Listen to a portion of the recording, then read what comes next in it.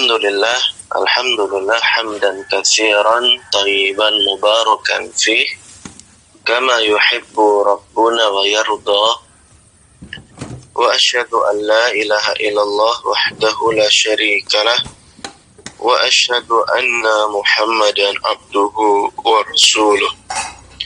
Allahumma salli ala Muhammad wa ala ali Muhammad, amma ba'du. Ikhwa fillah rahimani wa rahimakumullah.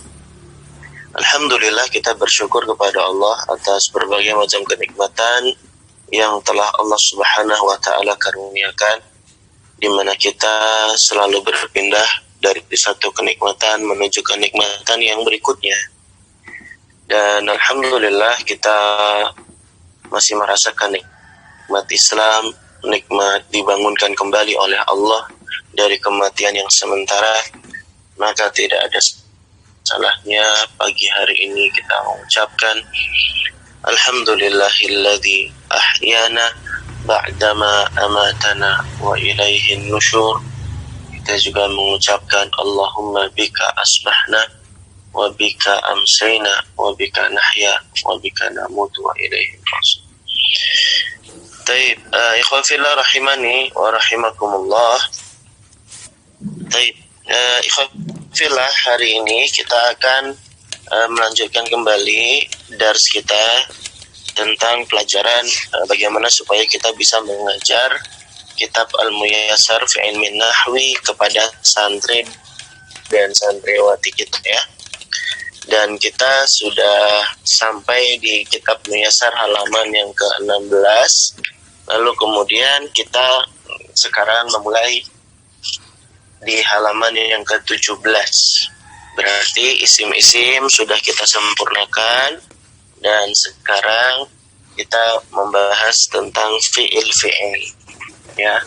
Qala al-muallifu hafizahullahu ta'ala, berkata penulis di halaman yang ke-17, fil af'al ya, fil af'al. Rincian dalam pembagian fi'il ya. Al-af'al adalah jamak dari fi'lun. Dan ikhwah sekalian, ada baiknya di antara adab kita sebelum kita membaca kalimat yang penulis sampaikan, di antara adab yang baik adalah mengucapkan qala al-muallifu, lalu doakan penulisnya, hafizahullahu ta'ala. Kalau ngajar muyassar demikian. Tapi kalau ngajar mulakhos, kalau ngajar kitab mulakhos, jangan didoakan hafizahullah ya. Karena kitab mulakhos yang menulis Fuad Ni'mah itu adalah orang non-Islam ya. Kalau tidak salah dia agamanya Kristen. Jadi kalau belajar bahasa Arab juga harus lihat-lihat juga penulis kitabnya siapa gitu ya. Dan doakan kebaikan sekiranya dia Islam ya. Tapi kalau mau doakan Fuad Nikmahnya beragama Islam, masuk dapat hidayah ya, semoga bisa dapat hidayah ya. Cuma saya tidak tahu sudah meninggal ataukah belum penulis kitab Mulakhas. Baik, sekarang kita bahas tentang al-af'al ya, pembagian fi'il, di mana fi'il dijelaskan oleh penulis dibagi menjadi 3. Ada fi'il maudhi, ada fi'il mudhari', ada fi'il amr ya. Fi'il maudhi adalah kata kerja yang menunjukkan waktu lampau. Huwa fi'lun dalla ala hadatsin fi zamanil maudhi ya. Dia adalah fi'il yang menunjukkan keterjadian sesuatu di waktu yang lampau. Adapun kalau fi'il mudhari' itu adalah fi'lun dalla ala hadatsin fi zamani al-hali wal mustaqbal. Adalah kata kerja yang menunjukkan keterjadian sesuatu di waktu yang sekarang, wal mustaqbal, dan yang akan datang. Adapun kalau fi'il amr definisinya adalah fi'lun dalla ala talabi syai'in, adalah kata kerja yang menunjukkan atas tuntutan untuk melakukan sesuatu atau yang biasa kita sebut dengan kata kerja perintah, ya. Baik. Kalau kita ingin jelaskan ke santri kita, sampaikan saja bahwa kalau fi'il madhi itu mirip seperti kalau kita ngomong bahasa Inggris past tense, ya. Kalau fi'il mudhari itu simple dan future.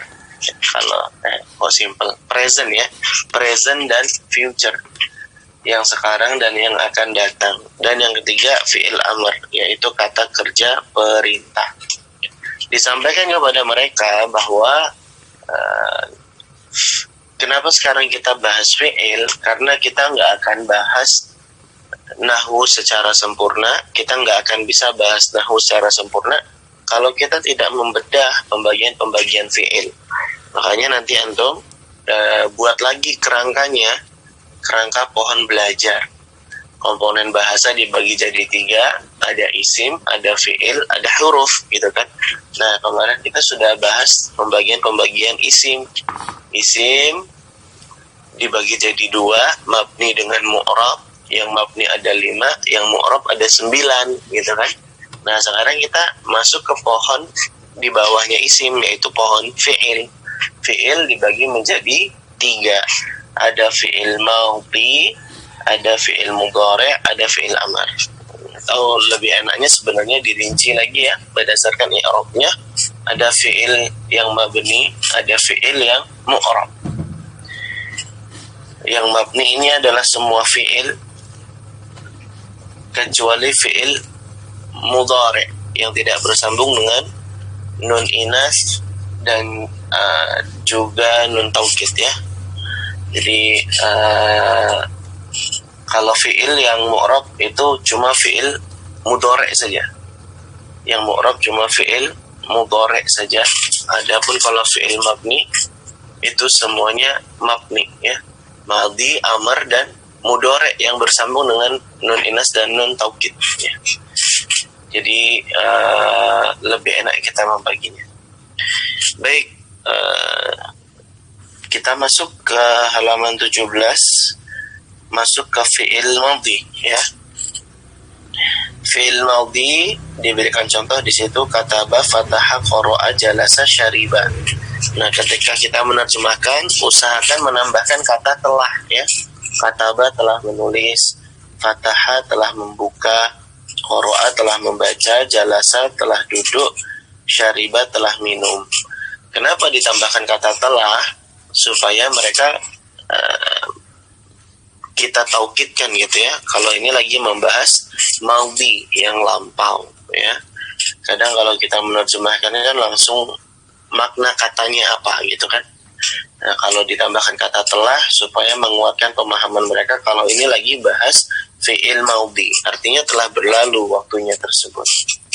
Nah, fi'il madhi dibagi jadi 2, ada fi'il ma'lum, ada fi'il majhul.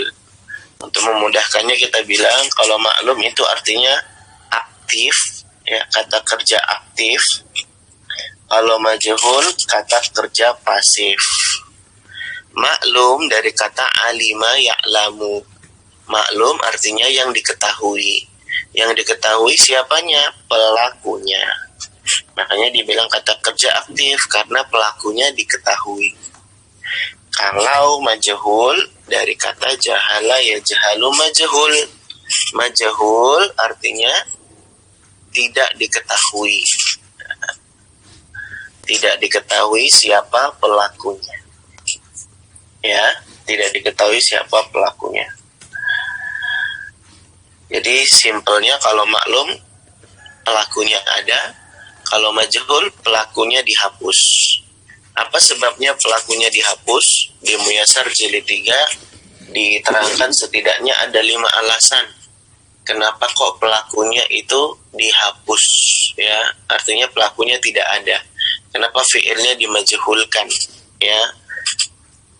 Ada 5 alasan. Yang pertama, alasannya adalah lil ilmi bihi, karena pelakunya itu sudah diketahui. Karena pelakunya sudah sama-sama diketahui, jadi tidak perlu lagi untuk menyebutkan pelakunya, Misalnya kalimat wa khuliqal insanu dha'ifa, dan manusia itu diciptakan dalam keadaan lemah. Kan orang-orang sudah tahu bahwa yang menciptakan manusia adalah Allah, sehingga tidak salah kalau kalimat ini dijadikan majhul, khuliqa, bukan khalaqa. Meskipun kalau bilang khalaqallah juga tidak apa-apa gitu. Tapi ini kita sedang bahas bahwa kalau pelakunya itu diketahui, maka sah-sah saja pelakunya dihapus, dijadikan bentuk majhul. Wa khuliqal insanu dha'ifa, dan manusia itu diciptakan dalam keadaan lemah.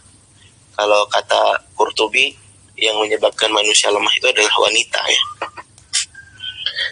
Lalu kemudian yang kedua, alasan kenapa fa'ilnya tidak ada atau dihapus, atau alasan kenapa fi'ilnya dimajhulkan, yang kedua adalah lil jahli bihi, karena memang kita benar-benar nggak tahu siapa pelakunya. Contohnya kalimat suriqal baitu, suriqa al baitu, rumah itu dicuri. Kita nggak tahu siapa pencurinya, makanya kita majhulkan fi'ilnya. Artinya pelakunya memang sengaja kita hapus karena memang kita nggak tahu pelakunya siapa. Itu alasan yang kedua. Alasan yang ketiga, kenapa pelakunya dihapus? Lil khaufi alaihi, karena kita takut kalau nyebutin pelakunya atau fa'ilnya, kita takut nanti pelakunya itu diapa-apain. Doroba fulanun, fulan memukul. Kita takut nih kalau fulannya ketahuan dia yang mukul, nanti dia bakal disidang, bakal masuk penjara, dan seterusnya. Jadi memang kita udah benar-benar tahu siapa pelakunya gitu ya. Dan kita takut kalau pelakunya diapa-apain. Makanya kita ketika ngomong, pelakunya dihapus, fi'ilnya dibuat majhul. Alasan yang keempat, kenapa dimajhulkan? Lil khaufi minhu. Kalau alasan yang keempat ini adalah karena kalau kita ngomongin pelakunya, kalau kita sebut pelakunya siapa, kita ini takut sama pelakunya. Karena mungkin pelakunya nanti bakal mengintimidasi kita, bakal membunuh kita, dan seterusnya. Bisa difahami ya? Bisa difahami. Taib. Contohnya gimana kalau takut sama pelaku? Ya misalnya pencuri, kita udah tahu si kon ini, pencurinya ini siapa gitu. Suriqat as-sa'atu, jam itu telah dicuri. Kita tahu sebenarnya yang nyuri itu siapa gitu. Cuma kita nggak sebut karena kita takut sama pelakunya. Nanti kita dibully dan seterusnya dan seterusnya. Yang kelima, kenapa pelaku itu dihapus? Kenapa fi'il dibuat majhul? Alasannya adalah li'adamil fa'idah fi dzikrihi. Alasan yang terakhir adalah karena nggak ada faidah untuk menyebutkan siapa pelakunya. Jadi ya udah, fi'ilnya dimajhulkan saja. Contohnya semisal ketika apa? Ketika menyebutkan peribahasa, ketika menyebutkan pepatah ya. Contohnya apa? Wa idza huyitum bi tahiyyati fahayyu bi ahsani minha aw rudduha. Jika kalian itu diberi penghormatan, maka balaslah dengan penghormatan yang lebih ya. Di sini dikatakan huyitum, ya, huyitum ya. Diberi penghormatan. Ya, jadi kalau memang untuk pepatah peribahasa kan nggak perlu sebut pelakunya siapa. Nah, karena nggak ada faedahnya untuk menyebutkan ya. Nah, ini 5 alasan kenapa pelaku atau fa'il itu dihapus. Ini alasan kenapa sih kalau kita ngomong pakainya fi'il majhul gitu ya. Jadi paham ya, ikhwah ya. Dibagi jadi 2, ada maklum, ada majhul. Ada maklum, ada majhul. Alasannya dibuat jadi majhul, tahu ya kenapa ya. Nah, makanya penulis di sini membagi fi'il madhi menjadi 2, ada maklum, ada majhul. Maklum itu diketahui pelakunya, atau kita sebut dengan kata kerja aktif. Majhul itu nggak diketahui pelakunya siapa, makanya disebut kata kerja pasif ya. Nah, ini teman-teman, kita harus kasih tahu santri kita ada cara dan rumus untuk merubahnya. Bagaimana merubah fi'il yang maklum jadi fi'il yang majhul. Dari kataba menjadi kutiba, fataha menjadi futiha, sa'ala jadi su'ila, dan seterusnya dan seterusnya. Kalau kataba telah menulis, kalau kutiba telah ditulis. fataha telah membuka, futiha telah dibuka. Sa'ala meminta atau bertanya, su'ila berarti telah diminta atau telah ditanya. Jadi begitu ya menerjemahkannya supaya teman-teman kita paham. Lalu bagaimana rumusnya merubah fi'il maklum menjadi fi'il majhul? Ya, kalau ngelihat contoh-contoh yang ada di Muyassar ini, simpelnya kita katakan kata fa'ala jadi fu'ila. Kata fa'ala jadi fu'ila. Tapi sebenarnya ada kaidahnya. Nah, dan kaidah inilah yang harus kita sampaikan kepada santri-santriwati kita. Yang pertama, kaidahnya apa? Kaidahnya yang pertama, kita kasroh, ya, kita harokati kasroh huruf yang terletak sebelum huruf akhir. Huruf yang terletak sebelum huruf akhir. Ada satu huruf yang terletak sebelum huruf akhir, itu kita kasroh. Contohnya kataba ya. Nah, huruf terakhirnya kataba apa? Huruf ba. Sebelumnya huruf ba, huruf apa? Huruf ta. Nah, huruf ba itu jadi huruf terakhir ya. Nah, yang kita lihat adalah satu huruf yang terletak sebelum huruf terakhir, yaitu huruf ta. Nah, huruf ta-nya ini kita kasrah. Oke, kita kasrah. Adapun huruf ba-nya, huruf yang paling akhir, itu dibiarkan tetap begitu saja, tidak diubah-ubah. Jadi yang jadi tinjauan adalah satu huruf yang terletak sebelum huruf yang paling akhir, ya. Lalu kemudian apa yang kita perbuat setelahnya? Kaidah yang kedua adalah kita harokati dengan dhammah huruf-huruf yang sisa yang terletak sebelum dari huruf yang terakhir, gitu ya. Sebelum huruf yang sudah kita kasih kasroh tadi kan masih ada huruf sisanya nih ya, masih ada huruf sisanya, maka kita berikan harokat dhammah untuk huruf-huruf yang bisa diharokati ya. Kalau hurufnya sukun nggak perlu diharokati jadi dhammah. Ya, karena kita lagi bahas fi'il madhi. Karena bahas fi'il madhi, makanya tinjauannya itu dari belakang. Karena kan ini fi'il kata kerja lampau ya. Makanya kalau kita ngerubahnya itu dari belakang. Yang pertama, huruf terakhirnya dibiarkan begitu saja, tetap. Lalu kemudian satu huruf sebelum huruf terakhir dikasrah. Lalu kemudian sisanya sampai di huruf yang paling depan kita harokati dengan dhammah untuk huruf-huruf yang bisa diharokati. Ya, bisa difahami ya? Baik. Jadi cara merubah kata kerja aktif menjadi kata kerja pasif untuk fi'il madhi adalah tinjauannya dari belakang. Ya, karena kita lagi bahas kata kerja yang lampau. Ya enggak? Karena kata kerja lampau bahasnya dari belakang. Karena telah berlalu, telah di belakangnya, telah kita lewati kan gitu ya, kata kerja lampau. Jadi makanya bahasnya dari belakang. Nanti berbeda kalau kita lagi bahas kaidah bagaimana memajhulkan fi'il mudhari'. Kalau memajhulkan fi'il mudhari', nanti kita garapnya itu dari depan, bukan dari belakang. Karena fi'il mudhari' itu kan yang akan datang ya, yang ada di depan. Makanya bahasnya itu di depannya gitu. Paham ya? Baik. Kalau fi'il mudhari' gimana caranya? Kalau fi'il mudhari' caranya adalah ya sudah, yang pertama kita tinjau dari bagian paling depan. Huruf pertama kita jadikan dhammah. Harokatnya kita jadikan dhammah. Lalu kemudian huruf-huruf setelahnya sampai huruf sebelum yang terakhir kita harokati dengan fathah. Untuk huruf-huruf yang bisa diharokati ya, kecuali huruf sukun nggak usah diharokati. Bisa difahami? Nanti kita lihat contohnya ya. Baik. Nah, kita sekarang ke fi'il madhi lagi. Sekarang kita ke fi'il madhi lagi. Jadi itu kaidahnya ya. Kaidahnya ada berapa tadi? Ada 3. Ya, yang pertama, kalau ingin memajhulkan fi'il madhi, karena ini fi'il madhi, garapnya itu dari huruf yang paling belakang. Ya, garapnya dari huruf yang paling belakang. Yang pertama, huruf yang paling ujung dibiarkan saja, dia tetap, tidak usah diapa-apain. Lalu kemudian yang kedua, huruf yang terletak, satu huruf yang terletak sebelum huruf yang paling ujung ya, atau huruf yang paling terakhir diharokati kasrah. Lalu kemudian kaidah yang terakhir, kita harokati dengan doma huruf-huruf yang tersisa setelahnya sampai dengan huruf yang paling depan. Ya, kita harokati dengan doma untuk huruf-huruf yang bisa diharokati. Berarti kalau huruf sukun nggak usah diberikan tanda doma. Jadi kita jadikan doma semuanya ya, huruf-huruf yang berharokat tersebut. Contohnya kataba jadi kutiba. Kataba kita lihat huruf terakhirnya apa? Ba, kita biarkan tetap. Lalu kemudian satu huruf sebelum huruf terakhir, huruf ta, kita jadikan kasrah. Lalu kemudian sisa hurufnya kita jadikan doma. Makanya jadi kutiba. Kalau istaghfaro gimana? Istaghfaro.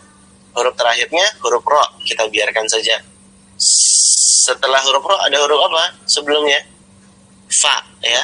Fa-nya berarti harus kita kasrah. Lalu huruf-huruf sisanya sampai dengan huruf yang paling belakang, huruf yang paling depan maksudnya, kita jadikan dhammah ya. Istaghfaro berarti jadi ustughfiro ya. Istaghfaro jadi ustughfiro. Nah, itu cara kita memahamkan santri dan santriwati kita. Jadi bilang ke mereka bahasnya dari yang paling belakang, huruf terakhirnya nggak usah diapa-apain, satu huruf sebelum huruf terakhir kita kasroh, kemudian huruf yang sisa sampai huruf yang paling depan yang berharokat itu kita ganti harokatnya semua jadi harokat doma. Faham ya, ikhwah ya? Jadi itu caranya ya. Jadi itu caranya. Lalu kemudian kita masuk ke halaman 18.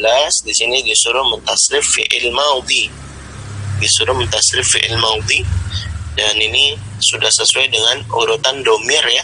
Huwa humahum, iya humahuna, anta antuma antum, anti antuma antuna, ana nahnu ya. Jadi dihafalkan pakai format kataba ya.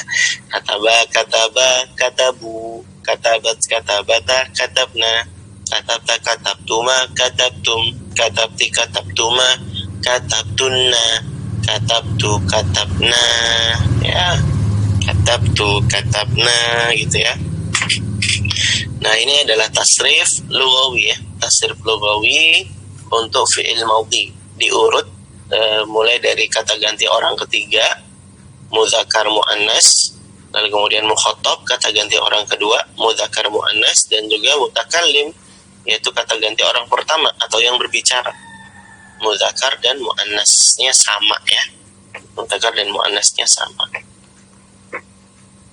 Baik, jadi di tabel ini, ikhwah, kita harus jelaskan ini kepada santri dan santriwati kita bagaimana cara-caranya, karena mereka awam bahasa Arab ya. Jadi kita jelaskan kepada mereka, lihat kolom yang pertama ada kata goib. Goib itu artinya orang yang ketiga, orang yang enggak ada. Berarti apa? Orang yang sedang dibicarakan. Mukhotob artinya kata ganti orang yang kedua. Mukhotob artinya orang yang diajak bicara. Orang yang diajak bicara. Makanya disebut kata ganti orang yang kedua, kamu, ya kan? Kalau goib artinya apa sih? Dia kan gitu, yang dibicarakan. Hanya saja nanti dirinci. Ada yang mudzakkar, ada yang muannas kan gitu. Ada yang laki-laki, ada yang perempuan kan gitu. Nah, mutakalim artinya orang yang berbicara. Berarti kata ganti orang yang pertama. Nah, kita lihat sekarang. Itu ada kataba, katabu ya. Itu diurut. Nah, kita kasih tahu ke mereka kalau kataba yang paling kanan itu untuk yang mufrad. Ya. Dari kataba ke bawah, kataba, katabat, katabta, katabti, katabtu, itu untuk yang mufrad. Untuk yang mufrad. Adapun yang kataba, katabata, katabtuma, itu untuk yang musanna. Berarti jumlah orangnya itu ada 2, gitu ya. Kalau katabu, katabna, katabtum, katabtuna, dan katabna itu jamak, ya. Berarti jumlahnya lebih dari 2. Mereka ada banyak, gitu ya. Nah, dijelaskan cara memahami tabelnya. Baru kemudian kita suruh mereka menghafal. Kataba, katabu. Nah, kataba kita simpulkan. Dia mufrad lil mudzakkar ghaib. Berarti dia laki-laki, kan gitu ya. Dia laki-laki 1 orang. Kataba, dia berarti musanna mudzakkar ghaib. berarti dia 2 orang laki-laki. Katabu, kita bilang itu jamak. Mudzakkar ghaib, berarti dianya banyak laki-laki. Berarti kita bilangnya mereka aja, mereka laki-laki banyak, kan gitu ya. Dan begitu seterusnya, antum terangkan satu persatu biar mereka faham. Baru setelah itu mereka disuruh menghafal. Nah, segitu dulu pertemuan kita di sesi yang pertama. Kita lanjut lagi ke sesi yang kedua. Wassallallahu ala nabiyina Muhammad wa ala alihi wa sahbihi wasallam. Wa akhiru da'wana alhamdulillahi rabbil alamin. Baik ikhwah, jadi perhatian Anda di sini adalah bahwa kalau kita ketemu tabel-tabel itu harus detail ajarkan ke santri dan santriwati kita dari setiap makna-maknanya dan bagaimana cara memahaminya supaya mereka bisa mudah untuk memahami pelajaran dari kita. Karena tabel-tabel ini kan sebenarnya seperti summary ya, dia ringkasan yang penting sekali gitu. Makanya harus detail memahamkannya. Nah, kita tadi sudah jelaskan tabel tasrif fi'il madhi lughawi ya. Nah, dari sini kita sampaikan ke mereka bahwa secara langsung kita jadi sudah tahu siapa pelakunya. Secara langsung kita sudah jadi tahu siapa pelakunya. Kataba, dia telah menulis. Berarti pelakunya siapa? Takdirnya adalah huwa, kan gitu. Takdirnya adalah huwa. Nah, karena kan kita sudah ajari mereka domir ya. Dia lebih enak sebutnya. Huwa, dia laki-laki, jumlahnya 1 orang, kan gitu. Kataba takdirnya huma. Katabu takdirnya hum, kan gitu ya. Katabat sia, katabatahuma, katabna hunna. Nah, kalau mereka udah ngafal domir lebih enak nih. Kita nggak perlu capek-capek bilang jama' mudzakkar mukhatab, nggak perlu capek-capek bilang gitu kalau mereka sudah paham tentang itu ya.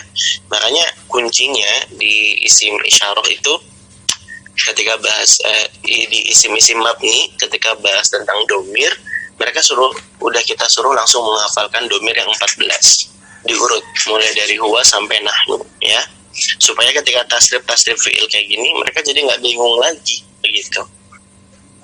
Nah, kemudian yang harus antum tambah faedahnya di sini adalah jadikan juga fi'il majhulnya gimana kalau ditasrif. Nah, karena di muyasar itu nggak ada. Di muyasar itu nggak ada tasrif fi'il majhul. Jadi pengajar yang harus menambahkan sendiri. Kataba ya jadikan saja nusiro misalnya. Misalnya nusiro. Nusiro, nusiru gitu ya. Nusirot, nusirota, nusirna, sama saja cara-caranya. Hanya saja nanti pemaknaannya saja yang berbeda. Aku telah ditolong, kami telah ditolong, dia telah ditolong, kamu telah ditolong, dan seterusnya ya. Jadi begitu ya. Jadi mereka juga fi'il majhulnya kalau ditasrif seperti apa, karena sudah kita ajari kan merubah fi'il maklum menjadi fi'il majhul. Nah, itulah yang namanya fi'il madhi ya. Itulah yang dinamakan dengan fi'il madhi. Nah, sudah kita bahas ya. Baik, kemudian lanjut ke fi'il mudhari'.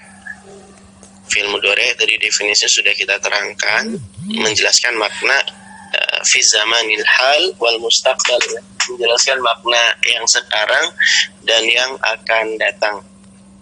Yaktubus, dia sedang menulis atau dia akan menulis ya. Jadi dimaknai demikian. Insyaallah antum semua sudah tahu arti-artinya. Dan fi'il mudhari' itu ada tanda-tanda khususnya. Yaitu tanda khususnya fi'il mudhari' adalah dia ditandai dengan kemasukan huruf mudhari'ah di awal katanya. Nah, para ulama sih biasa menyingkat dengan anaitu. Anaitu. Tapi kalau ngasih singkatan ke santri biasanya bukan ana itu, tapi Anita. Ana tanya santri-santri lebih enak mana, ana itu atau Anita? Anita aja Ustaz, gitu ya. Karena nama akhwat lebih diingatnya. Anita. Kalau ana itu nama siapa? Nggak ada yang tahu ya. Padahal ana itu tuh sebenarnya adalah fi'il ya. Adalah fi'il ana itu. Jadi memang para ulama kadang-kadang buat jembatan keledai itu ada maknanya loh, jangan salah ya. Sama seperti huruf-huruf yang ada di Rantasin ketika kita bahas sifat huruf al-hams misalnya ya. Al-hams itu kan hurufnya ada 10 ya. Fa, ha, sa, ha, sya, kho, so, sin, kaf, ta, ya kan. Nah itu para ulama kan meningkat. Para ulama meningkat jadi fahasahu syakhsun sakata kan gitu. Fahasahu syakhsun sakata. Nah itu kan ada maknanya itu. Maka dia memotivasi, maka seseorang itu memotivasi untuk, maka dia kan gitu. Fahasahu syakhsun sakata. Jadi memang ada maknanya. Jadi tapi kalau mau kita Indonesiakan juga tidak apa-apa sebenarnya gitu, nggak ada masalah juga. Kayak Ana itu kita ubah jadi Anita, ya sah-sah saja, tidak ada masalahnya gitu. Yang penting buat mereka jadi paham, itu saja sih kuncinya gitu. Ya, fi'il thulasi lazim ya. Ana itu ada ya. Ana itu ini yakni ini masdar anyun anatun anaun, dia fi'il ya, ana ya. Anal amru hina waktuhu. Contohnya alam yakni lil ladzina amanu an takhsha'a qulubuhum li dzikrillah. Surat Al-Hadid ayat yang ke-16 itu dari ana. Fi'ilnya dari ana. Datang artinya ya, datang. Tiba waktu ya. Nah itu makna dari ana ya. Jadi para ulama itu buat jembatan kerja itu ada maknanya. Nah kita sampaikan saja, kalau yang A itu untuk saya, kalau yang diawali dengan na itu untuk kami maknanya, kalau ya untuk dia, kalau tak untuk dia, untuk kamu, bilangnya untuk kamu, tak tubuh untuk kamu. Nah, meskipun kita sampaikan juga ada juga tak tubuh yang untuk dia perempuan, gitu ya. Ya tapi setidaknya 4 huruf ini merepresentasikan macam-macam kata ganti orang. Kalau A berarti saya, mutakalimnya mufrad. Kalau na nahnu, mutakalimnya jamak. Kalau ya tubuh menjelaskan yang goib ya. Kemudian tak tubuh untuk yang mukhatab ya, untuk yang mukhatab. Nah, seperti apa detailnya? Nah, yuk kita lihat tabel yang di bawahnya gitu ya. Kadang-kadang kalau kita ngajar itu harus buat mereka agak penasaran gitu ya. Harus buat mereka jadi agak penasaran. Jadi belajarnya pun mereka jadi semangat gitu ya. Ya misalnya kayak tadi ketika kita baru jelasin secara umum, lalu kita buat penasaran bagaimana kelanjutannya, bagaimana lengkapnya. Yuk kita lihat di tabel yang di bawahnya. Kita sampaikan seperti itu ya. Dan berangkat membuat semangat mereka tetap dicas gitu ya untuk belajar, makin penasaran. Dan antum pun sampaikan kepada mereka, pokoknya kalau ada pertanyaan itu langsung ditanyakan ya, jangan dipendam, jangan ditahan, karena biasanya itu yang buat jadi berguguran di tengah jalan. Malu bertanya, dipendam, padahal materi-materi yang disajikan itu berkaitan dengan materi-materi setelahnya. Akhirnya itulah yang membuat orang-orang jadi tidak kuat belajar muyasar, karena begitu banyak beban yang difikirkan, tidak ditanyakan. Itulah sebabnya kenapa anak kalau di kelas itu lebih senang suasananya santai, ceria, supaya mereka itu kalau mau nanya nggak sungkan gitu, tidak dibuat tegang ya. Baik, sekarang kita ke tabel. Anda juga bisa suruh mereka untuk menghafal itu dari yaktubu, yaktubani, yaktubuna, taktubu, taktubani, taktubuna, taktubina, taktubani, taktubna, aktubu, naktubu gitu ya. Ya begitu ya. Antum bisa ajarkan ke mereka lah untuk menghafalkan. Syukur-syukur antum mau buat apa istilahnya ta'liq gitu ya, catatan kaki bagaimana cara menghafal yang mudah misalnya gitu ya. Bagaimana cara menghafal yang mudah. Oh itu teman-teman lihat, untuk yang goib, yang mu'annas itu yang mufrad ya, goib mufrad mu'annas, ya ini taktubu, sama seperti mukhatab mufrad muzakkar taktubu. Jadi memang hiya itu bentuknya sama seperti kalau kita bilang anta, taktubu gitu ya. Kemudian yang huma sama seperti antuma, baik yang muzakkar atau yang mu'annas. Nah, taktubani gitu ya. Antum mau buat berklasifikasi begitu, buat beda-beda sedikit gitu kan ya. Itu yang paling asing taktubina. Taktubina itu untuk anti ya. Memang dia kayaknya bentuknya agak berbeda dengan yang lainnya itu taktubina itu. Karena memang begitulah perempuan, susah ditebak bentuknya ya.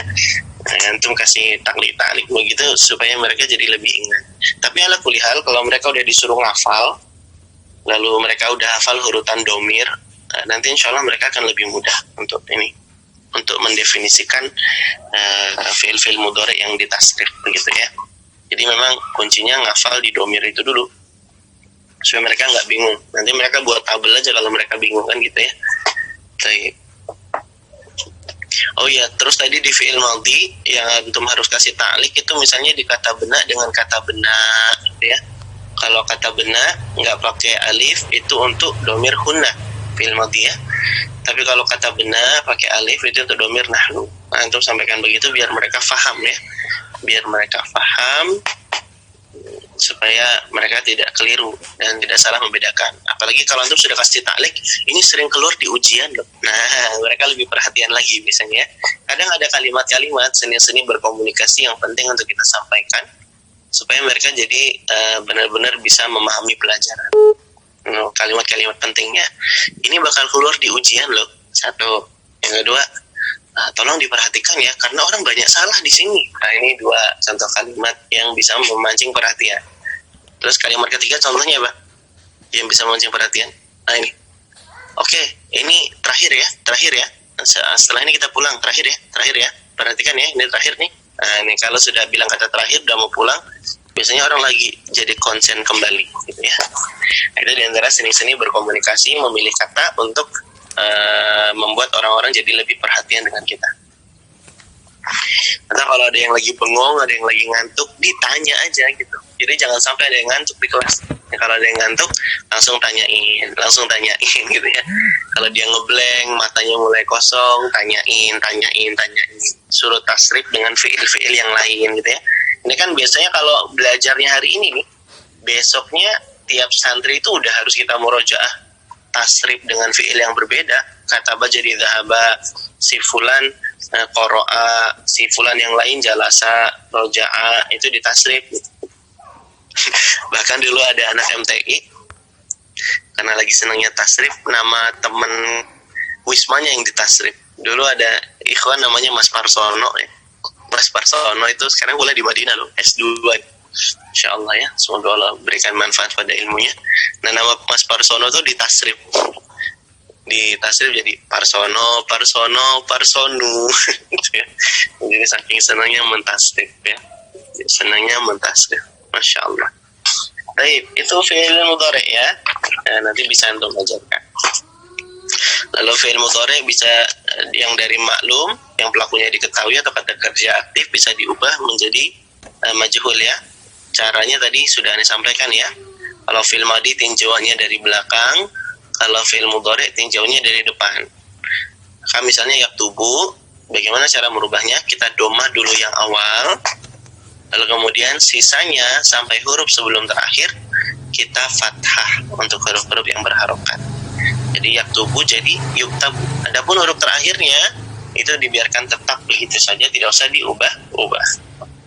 Yaktubu jadi yuktabu.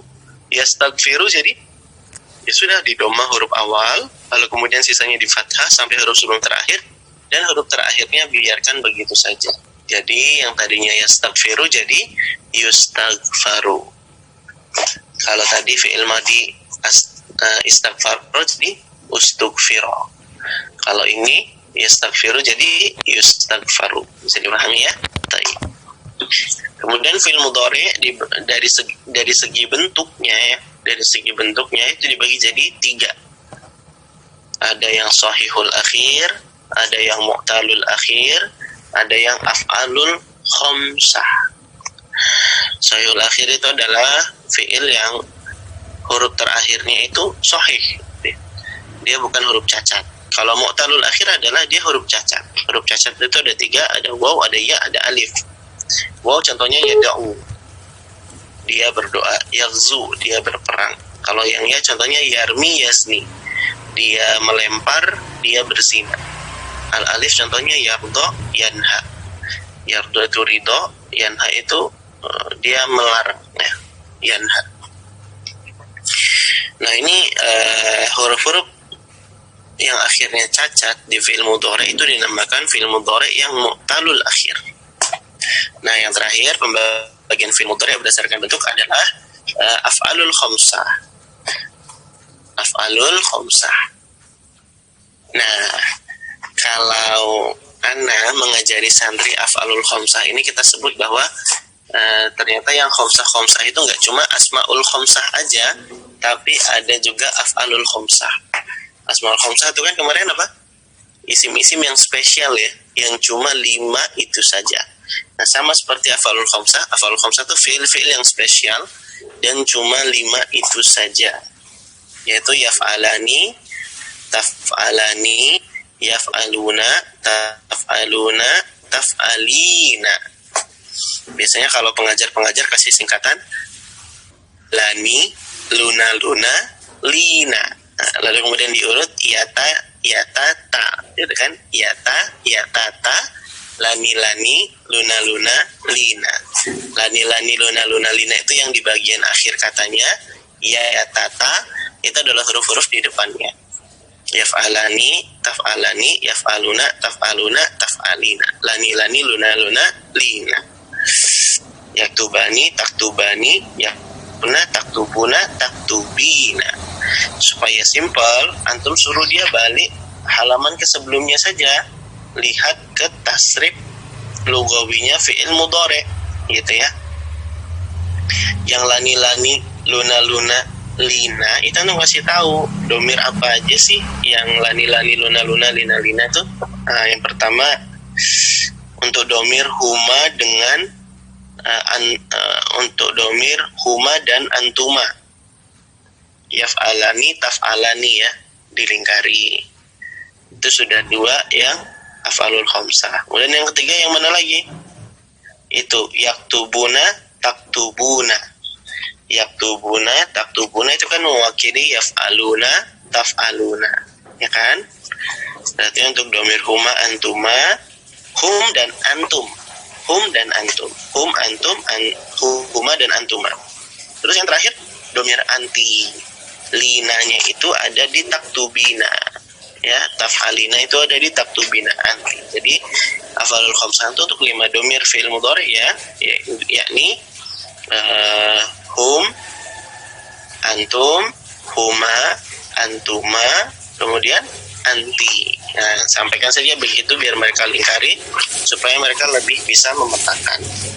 Nah, mereka nanti akan bertanya, apa pentingnya membagi fi'il mudhari jadi 3 seperti ini? Nah, nanti kita akan jelaskan tujuannya dan supaya nanti kita bisa tahu bagaimana merubah fi'il ini dalam keadaan i'rabnya.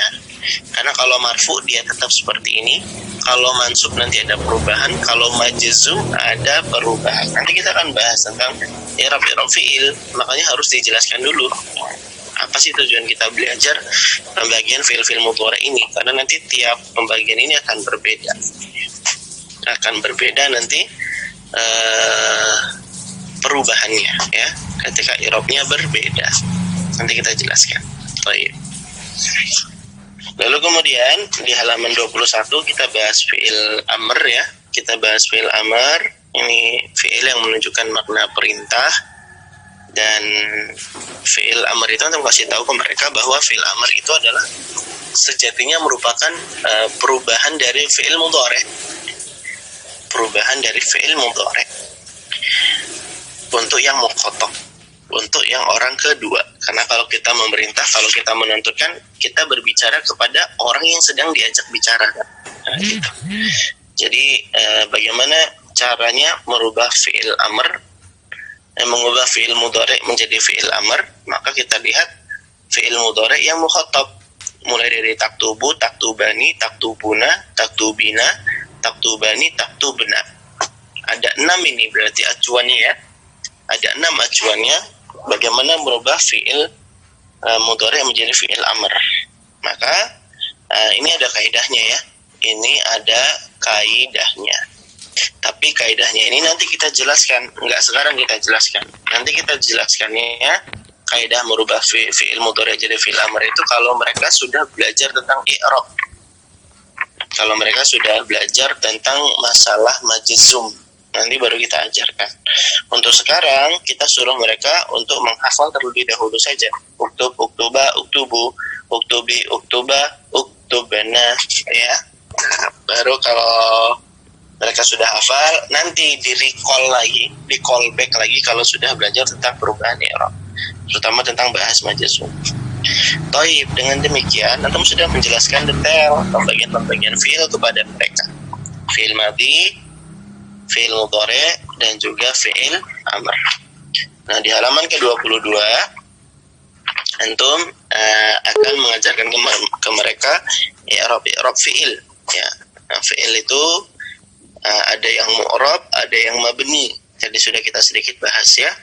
Mabni itu yang enggak berubah sama sekali, yang tetap berarti. Itu fi'il madhi, fi'il amr, dan fi'il mudhari yang bersambung dengan nun inas dan nun taukid. Adapun kalau yang mu'rab ya, kalau yang mu'rab itu adalah semua fi'il mudhari, semua fi'il mudhari kecuali mudhari yang bersambung dengan nun inas dan nun taukid. Kebalikan dari yang mabni tadi ya. Nah, sekarang kita bahas detail ya. Taib. Yang pertama, al-mu'rabu huwa ma taghayyara akhiruhu bisababi dukhulil amil. Mu'rab itu adalah sesuatu yang dia akhir katanya itu mengalami perubahan, gitu ya. Mengalami perubahan yang dia berubah, taghayyara bisababi dukhulil amil, dengan sebab masuknya amil. Amil itu kita maknai dengan faktor-faktor sih. Faktor-faktor yang menyebabkan dia jadi berubah dan gitu. Misalnya yaktubu, kemasukan amil dalam hal ini amilnya adalah lan. Lan yaktuba. Lan yaktuba. Nah, yang tadinya yaktubu jadi yaktuba. Kalau kemasukan lam, ini juga amil, jadinya lam yaktub. Lam yaktub. Nah, ini kita sampaikan ke mereka kalau ini contoh-contoh yang sahihul akhir ya. Kita sampaikan ke mereka ini contoh-contoh yang sahihul akhir ini. Yaktubu kan sahihul akhir ya. Enggak ada huruf cacatnya, bukan lani-lani, luna-luna, lina-lina, berarti sahihul akhir. Nah, bilang kalau yaktubu itu marfu, lan yaktuba itu fiilnya mansub, kalau lam yaktub itu fiilnya majzum. Majzum dengan tanda sukun. Kalau mansub dengan tanda dom, dengan tanda fathah ya, untuk ini ya, untuk fiil sahihul akhir yang mansub. Kalau yang majzum sahihul akhirnya tandanya dengan sukun. Jazm itu kan artinya kepastian ya. Jazm itu artinya kepastian. Sukun itu sendiri artinya adalah ketenangan, sakinah, ketenangan. Makanya apa kaitannya jazm dengan sukun? Apa artinya? Apa kaitannya kepastian dengan ketenangan? Kaitannya adalah seseorang itu kalau dia sudah dapat kepastian, maka dia akan menjadi tenang. Sebagaimana akhwat yang sedang difitbah, kalau dikasih kepastian, dia akan merasakan tenang. Nah, ini dikasih faedah ini biar ikhwan santri-santri itu jadi semangat. Mantap ya, bisa buat ngegombal, buat ketika sudah nikah nanti. Masya Allah ya. Gitu ya. Nah, yaktubu lan yaktuba lam yaktub. Amal mu'rabu minal af'ali fahuwal mudhari. Adapun yang fi'il yang mu'rab itu adalah fi'il-fi'il yang mudhari, kecuali jika fi'il mudhari'nya bersambung dengan nun inas dan nun taukid. Ya, sudah kita jelaskan ya. Nun inas itu adalah nun yang bermakna perempuan, yaitu ada di domir apa nih? Ada di domir hunna. Yajlisna, tajlisna, yasjudna, tasjudna. Ini ada di domir hunna kalau kita lagi tasrif fi'il lugawi yang mudhari ya. Fi'il mudhari yang lugawi ya. Di domir yang hunna. Coba lihat tabelnya lagi. Suruh lihat tabelnya lagi di halaman 19. Lihat itu ada kata taktubna. Nah, itu yang nun inas namanya. Itu namanya nun apa tadi? Nun inas ya. Lalu kemudian, nah diingatkan lagi kalau fi'il mudhari'nya bersambung dengan nun inas, maka dia nggak berubah, dia nggak mu'rab, berarti dia mabni. Ya, kalau fi'il mudhari' bersambung dengan nun inas, maka dia mabni. Kemudian yang kedua, kalau fi'il mudhari'nya bersambung dengan nun taukid, kalau bersambung dengan nun taukid, maka dia jadinya mabni, nggak mu'rab. Contohnya apa? Yaktubu jadi yaktubanna, yasjudu jadi yasjudanna, ya. Nah, ini yang namanya nun taukid, nun yang menegaskan, memberikan makna penegasan, ya. Dan ini yang dicontohkan di sini ini adalah nun taukid yang musyaddadah, ya. Dia nun yang sakilah, istilahnya itu apa istilahnya, nun taukid yang berat gitu ya, berbentuk nun tasydid yang berfathah, ini namanya nun sakilah. Yaktubanna ini namanya nun sakilah. Nah, ada juga sebenarnya nun taukid yang lain namanya nun yang khafifah, dia nggak ditasydid nunnya tapi nunnya disukun. Jadi kalau pengen bilang yaktubu bukan yaktubanna, tapi misalnya kita sebut la taktuban, taktuban, jadi cukup disambung dengan nun sukun saja. Nah, ini namanya nun khafifah, nun khafifah. Dan perlu dikasih catatan teman-teman bahwa ngasih nun taukid itu cuma setidaknya ada apa ya? Setidaknya cuma dengan 3 keadaan saja. Cuma dalam 3 keadaan saja. Keadaan yang pertama yaitu kita harus ya, wajib ngasih taukid fi'il mudhari' dengan nun apabila dia sebagai jawaban bagi sumpah dan bersambung dengan lam qasam. Contohnya wallahi la ukrimanna, gitu ya. Nah, itu wajib kata ukrimannya itu, fi'il mudhari' ukrimannya itu disambung dengan nun taukid.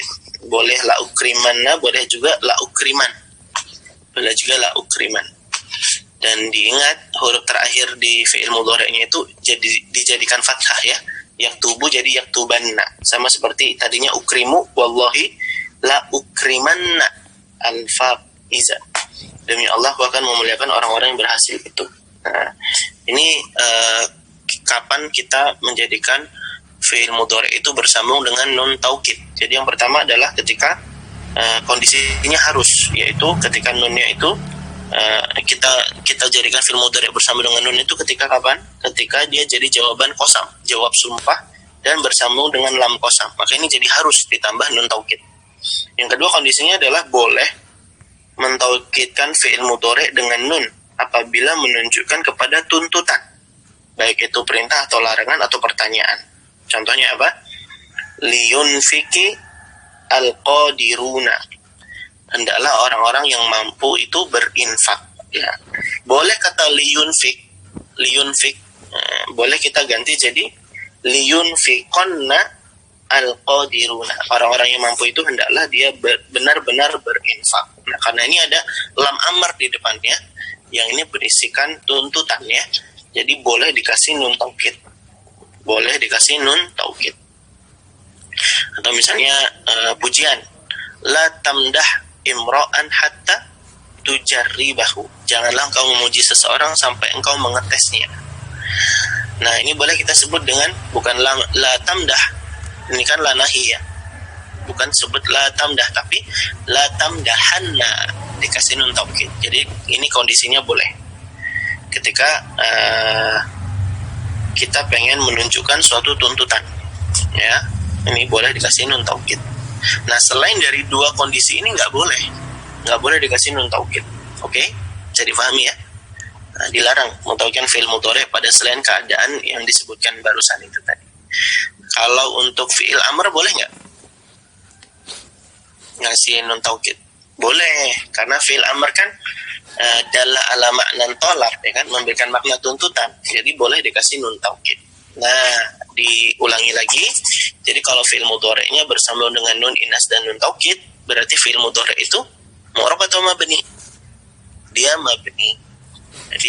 Kalau fi'il mudhari'nya bersambung dengan nun inas dan nun taukid. Makanya kita bilang fi'il mu'rab itu adalah semua fi'il mudhari' kecuali fi'il mudhari' yang bersambung dengan nun inas dan nun taukid. Oke, sampai sini bisa difahami.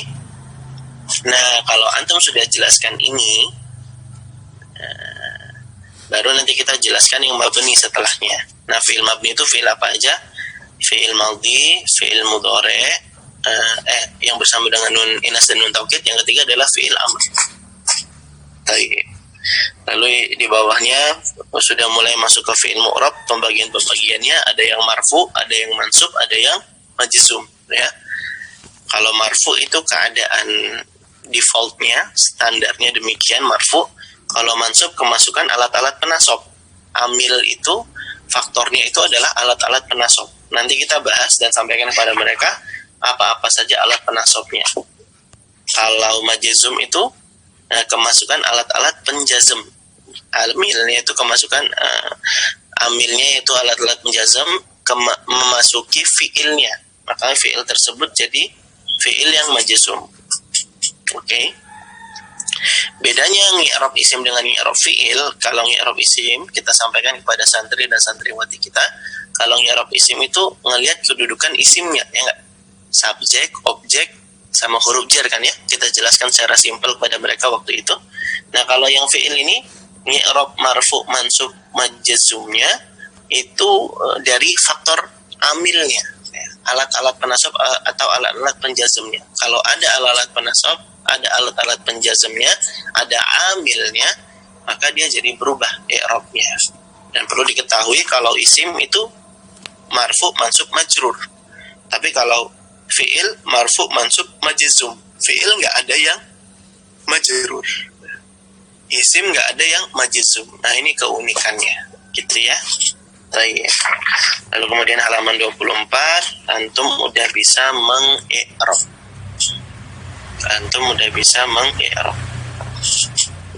Ada yang marfu, mansub, majzum. Fi'ilnya kita bahas ya. Yang sahihul akhir yashrabu dhammah, lan yashroba, ketika tandanya fathah. Kalau majzum lam yashrab, tandanya apa? Sukun. Kalau yang afalul khamsah gimana? Yadhabani thubutun nun, tandanya. Kalau kemasukan alat penasab lan yadhaba, hadfun nun, gitu ya. Kalau kemasukan alat penjazam lam yadhaba, hadfun nun juga. Jadi afalul khamsah tandanya sama ya, thubutun nun, hadfun nun, hadfun nun. Untuk semua format fiil-fiil yang ada di afalul khamsah yang lainnya.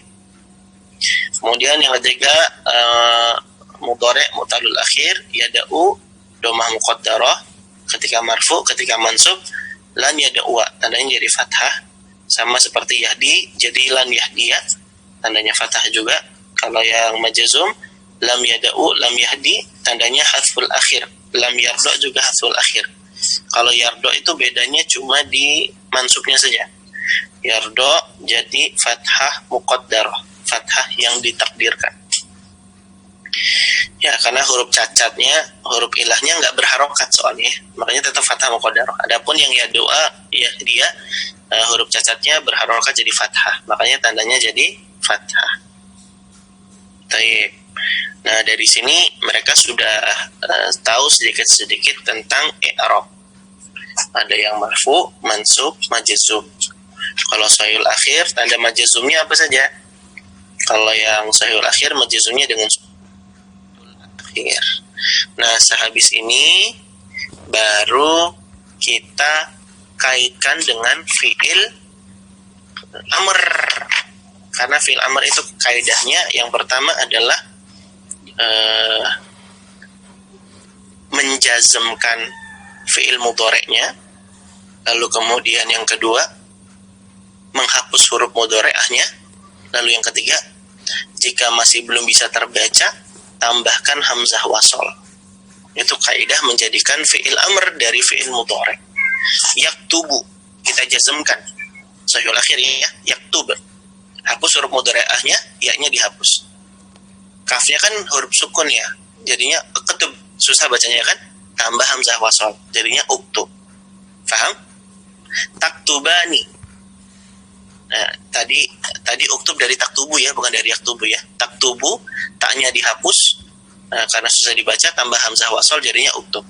Taktubani dijazm. Ini afalul khamsah kan ya? Taktubani, tanda jazmnya apa? Hadfun nun. Jadinya taktuba. Huruf mudharanya dihapus. Sudah?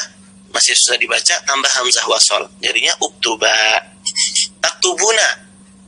Afalul khamsah juga. Dihapus nunnya. Taktubu. Lalu kemudian huruf taknya dihapus.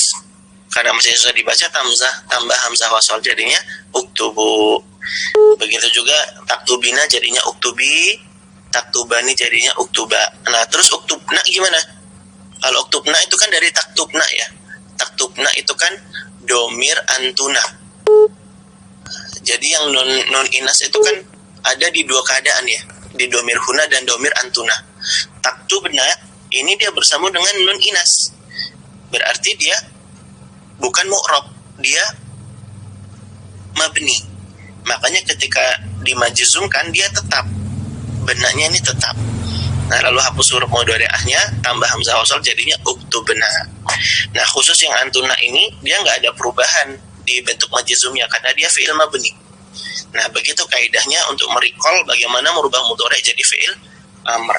Dijazmkan, dihilangkan huruf mudhari'ahnya, kalau masih susah terbaca baru ditambah hamzah wasal.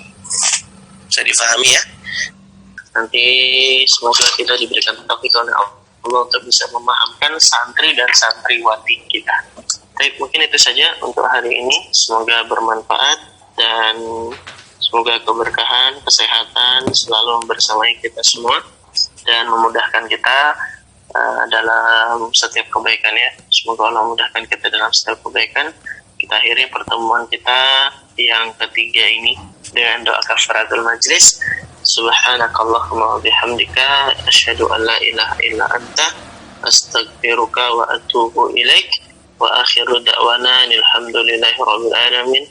Wassalamualaikum warahmatullahi wabarakatuh.